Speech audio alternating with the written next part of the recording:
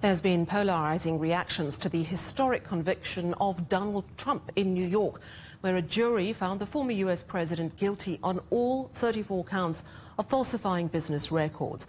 President Joe Biden says the verdict showed no one is above the law, while Republican House Speaker Mike Johnson called it a shameful day. Trump, who labeled the trial a disgrace, will be sentenced in July. He says he plans to appeal. This is the first time a former or serving U.S. president has been convicted of a crime.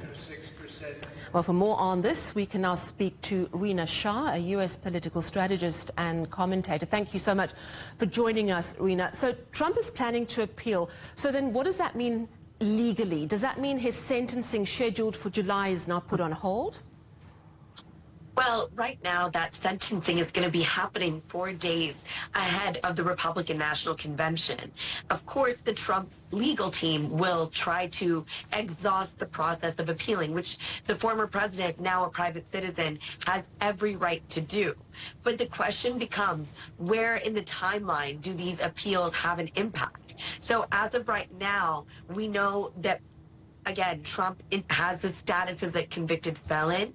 And that means he cannot vote for himself in November. No convicted felon can vote in elections. But there is nothing in the U.S. Constitution or on the books anywhere legally that prohibits him from taking the presidency should he win it in the election this November. So it is truly uncharted legal territory. But one thing is for sure. Again, Trump enjoyed that presumption of innocence until yesterday when he was found guilty in a court of law by a jury of his peers. It's astonishing. It truly is, the way you've explained it. He won't be able to vote himself, but Right. He may well win the presidency.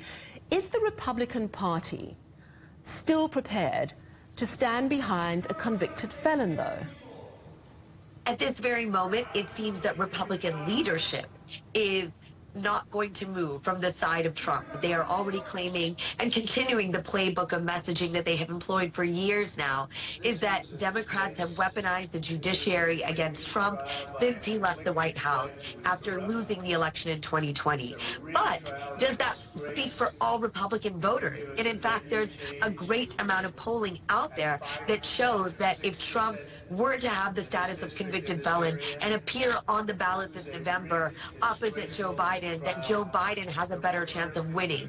I would now say, though, 2016 taught us that we should take all this polling with a grain of salt. So again, that's only polling. But the question remains, does the Republican Party want to make that difficult choice of moving forward, taking its chances with, again, an embattled candidate, somebody that is going to be more busy with fighting these legal battles versus legislating, doing the job of commander-in-chief?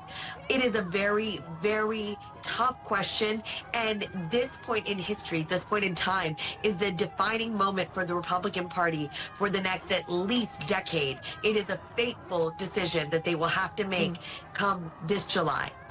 How polarizing and politically tense could this get? I mean, we think about the January 6th insurrection.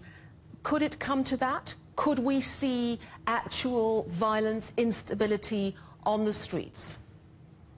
There is always a chance for political violence to follow when there are such decisions of such magnitude, something so ahistorical, if you will.